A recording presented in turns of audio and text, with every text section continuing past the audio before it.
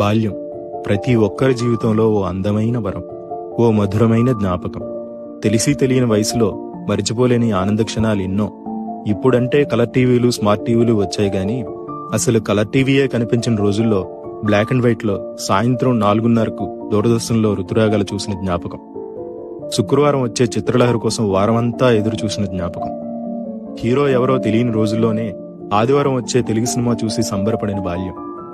తెల్లటి చొక్క, బొక్కలతో నిండిన నీలం నిక్కరు, కాళ్లకు చెప్పులు లేని రోజులు, బడిగంట ఎప్పుడు కొడతారా అని ఎదురు చూసిన క్షణాలు, అర్థం కాని ఉర్దూ వార్తలు, అర్థమే తెలియని మూగ వార్తలు, ఇవే అప్పటి ఎంటర్టైన్మెంట్లు.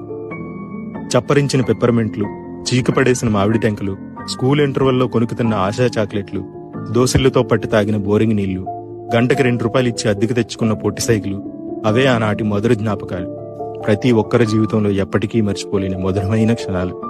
ఇప్పుడు టెన్షన్లో పడి మధ్యాహ్నం ఏం తిన్నామో కూడా గుర్తుండని దౌర్భాగ్య రోజుల్లో మనం ఉన్నాం. ఏడాది క్రితం పలానా పండుగ రోజున ఏం తిన్నామో గుర్తుంచుకునే వాళ్ళం అప్పటి తరం. గతం ఆస్తి, జ్ఞాపకాలే ఆస్తి అనుకునే ప్రతి ఒక్కరికి ఈ చిన్న వీడియో అంకితం.